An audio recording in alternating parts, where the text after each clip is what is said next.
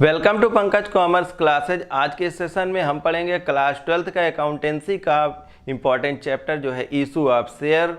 Accounting for companies issue of share में पढ़ेंगे definition. According to companies act 2013 section 2 subsection 20 a company is an artificial person created by law having perpetual succession separate legal entity and a common seal. Company एक artificial person है जो कि created by law है और इसकी entity अपने member से separate है। मेंबर्स की इन पर कोई इफेक्ट नहीं आता है और परपेचुअल सक्सेशन, मेंबर्स की डेथ लुनेसी से इनको कोई फर्क नहीं होता। कंपनी का जो अपना वाइंडिंग अप के द्वारा ही उनका समापन होता है, बाकी इनकी सिग्नेचर के लिए इनके पास अपनी सारमुद्रा यानी कॉमन सील होती है। फीचर्स ऑफ कंपनी में separate legal entity. Separate legal entity में इसका तात्पर्य है कि कंपनी और उसके मेंबर्स अलग अलग होते हैं। कंपनी अपने नाम पर असेट्स को परचेज कर सकती है, सेल कर सकती है और कंपनी के क्रेडिटर्स चाहे तो कंपनी के ऊपर जिस तरह का क्लेम करना चाहे उनके नाम पर मुकदमा कर सकती है। कंपनी अपने नाम पर बैंक अकाउंट ओपन कर सकती है। परपेचुअल सक्सेशन से मतलब यहाँ पर है कि कंपनी के जो भी मेंबर्स हैं उनकी लुनेसी, रिटायरमेंट, डेथ से कंपनी को कोई फर्क नहीं पड़ता है। कंपनी अपनी जगह पर चलती रहेगी जब तक कि उसका वाइंडिंग अप एक लॉ के द्वारा वाइंडिंग अप ना किया जाए। लिमिटेड लायबिलिटी से मतलब यहाँ पर है कि कंपनी के जो भी मेंबर्स होते हैं, शेयर होल्डर्स होते हैं, उनकी लायबिलिटी कंपनी में उनके शेयर्स की अमाउंट तक ही सीमित रहता है, उससे ज़्यादा कंपनी उनसे मांग नहीं सकती है। कॉमन सील जैसे कि नेचुरल पर्सन आप सभी सिग्नेचर करते हैं, वैसे ही कंपनी का सिग्नेचर भी होता है। कंपनी के सिग्नेचर उनकी सारमुद्रा होती है और उस पर जो भी पर्सन अथॉरिटी जिसकी होती है उसके अपने सिग्नेचर होते हैं। जनरली ये लोग board of director, managing director होते हैं। Transferability of shares. शेयर्स इनके ट्रांसफरेबल होते हैं लेकिन उनके टर्म्स एंड कंडीशंस होती हैं। Separate of management from ownership. देखिए कंपनी किससे बनती है? शेयर होल्डर से। Share holders are true owner of the company, लेकिन फिर भी इतने large number of share holders जो है उनको अगर कहा जाए कि वो डायरेक्टली पार्टिसिपेट करें बिजनेस में तो ये पॉसिबल नहीं। इसीलिए उनके द्वारा चयन किए हुए, उनके द्वारा चुने हुए बोर्ड ऑफ डायरेक्टर्स ही कंपनी को चलाते हैं। Next is types of a company.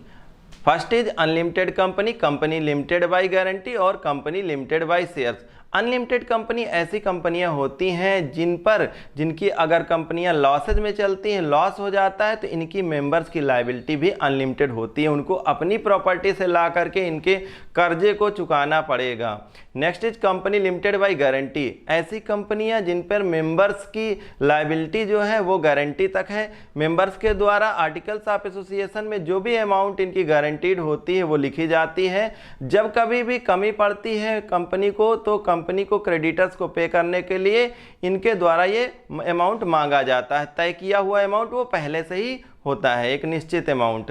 और इस अमाउंट को कब मांगा जाएगा? वाइंडिंग अप के समय पर। तो कंपनियां इनसे वाइंडिंग अप टाइम पर ही मांग सकती है amount. Next is company limited by shares. ऐसी लायबिलिटी, ऐसे शेयर्स जो है लिमिटेड बाय जो कि शेयर्स होती हैं, ऐसी कंपनियां जो कि लिमिटेड बाय शेयर्स होती हैं तो इनकी अमाउंट जो है वो शेयर तक ही होता है। सपोज करिए अगर मेंबर्स ने, शेयर होल्डर्स ने अगर 10 रुपये का शेयर परचेज करा है और उस पर 8 रुपये दे चुके हैं तो कंपनी इनसे 2 रुपये ही अब मैक्सिमम मांग सकती है।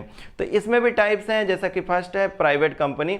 प्राइवेट कंपनी वो कंपनियां होती हैं जिनके शेयर्स जो है रिस्ट्रिक्टेड है, उनके ट्रांसफरेबिलिटी नहीं होती है। दूसरी बात यह है इनके minimum paid up capital 1 lakh होती है और मिनिमम नंबर ऑफ मेंबर्स इनके 2 होते हैं, मैक्सिमम 200 हो सकते हैं।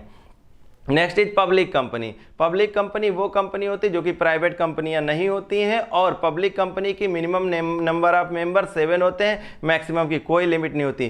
प्राइवेट कंपनी में प्राइवेट लिमिटेड शब्द लास्ट में लिखना जरूरी होता है, जबकि पब्लिक कंपनी में पब्लिक लिमिटेड यानी कि लिमिटेड शब्द लिखना जरूरी होता है। और इनकी minimum paid up capital 5 lakh होती है, मैक्सिमम की कोई लिमिट नहीं होती है और इनके शेयर्स इजिली ट्रांसफरेबल होते हैं। Next is 1 person company. 1 person company generally एक पर्सन के द्वारा निर्मित होती है। ये पर्सन कैसा? नेचुरल पर्सन होना चाहिए। कंपनी अधिनियम 2013 से ही इनकी शुरुआत हुई है। ऐसी कंपनियों की मैक्सिमम पेड अप कैपिटल कितनी हो सकती है? 50 लाख से ज़्यादा नहीं हो सकती और इनके जो टर्नओवर है 2 करोड़ से ज़्यादा नहीं होने चाहिए। याद रखिए, ऐसे मेंबर्स 1% से ही बनेंगे ऐसी कंपनियां, और वो पर्सन नेचुरल पर्सन होना चाहिए और भारत का निवासी यानी कि रेजिडेंट होना चाहिए। Next is kinds of share. Share 2 प्रकार के होते हैं, equity share, preference share.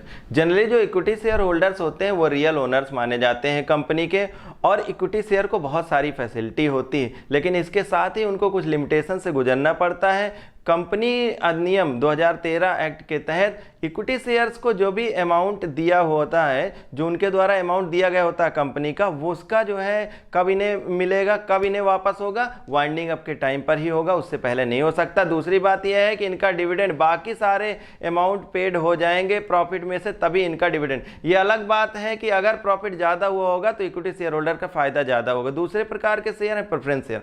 Preference share जो है ऐसी कंपनी के ऐसे शेयर्स होते हैं जो कि इक्विटी शेयर नहीं होते हैं, और इनका right to receive dividend at a fixed rate. इनका जो डिविडेंड रिसीव करने का राइट होता है वो फिक्स्ड अमाउंट पहले से ही डिसाइड होता है, उतना ही अमाउंट मिलता है। दूसरी बात, इनका रिटर्न ऑफ कैपिटल का टाइम एक फिक्स होता है, उस टाइम के बाद में इनका अमाउंट रिफंड हो जाता है।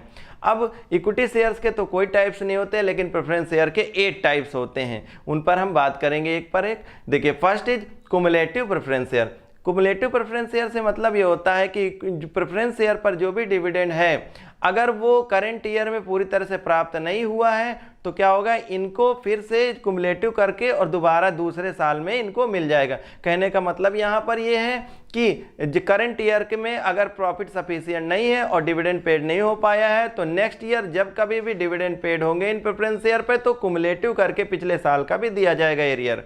दूसरा है नॉन कुमुलेटिव प्रेफरेंस शेयर। इनको कहा जाता है कि इनको आपको करंट ईयर का प्रॉफिट में से डिविडेंड मिलेगा, लेकिन अगर पिछले साल का इनको डिविडेंड नहीं मिल पाया तो इन्हें डिविडेंड नहीं मिलेगा। Next is participating preference share. Participating preference share ऐसे से प्रेफरेंस शेयर होते हैं जिनसे कहा जाता है कि जो रेट ऑफ डिविडेंड आपका फिक्स है वो तो मिलेगा ही, और अगर हमारी कंपनी ने ज़्यादा कमाया तो आपको उसमें भी पार्टिसिपेट किया जाएगा। नॉन पार्टिसिपेटिंग प्रेफरेंस शेयर से यही कहा जाता है कि आपका जितना भी अमाउंट फिक्स्ड है, फिक्स्ड रेट ऑफ डिविडेंड, उसमें आपको मिलेगा, उससे ज़्यादा आपको नहीं दिया जाएगा। रिडीमेबल प्रेफरेंस शेयर ऐसे शेयर्स होते हैं जिनका एक टाइम के बाद में रिडेम्पशन हो जाता है, जबकि इरिडीमेबल प्रेफरेंस शेयर्स ऐसे शेयर्स होते हैं जिनका सारी चीज़ें तो उनके लिए अवेलेबल होती है, लेकिन उनके अमाउंट का रिडेम्पशन नहीं होता है। उनके अमाउंट का रिडेम्पशन भी as equity shares winding up के टाइम पर ही हो पाएगा। कन्वर्टिबल प्रेफरेंस शेयर ऐसे प्रेफरेंस शेयर होते हैं जो कि एक टाइम की लिमिट के बाद में उनको इक्विटी शेयर में कन्वर्ट किया जा सकता है, जबकि नॉन कन्वर्टिबल प्रेफरेंस शेयर ऐसे शेयर्स होते हैं जिनका कन्वर्जन नहीं हो सकता है। तो this was all about today's class, hoping that you have understand very well. Thanks for watching.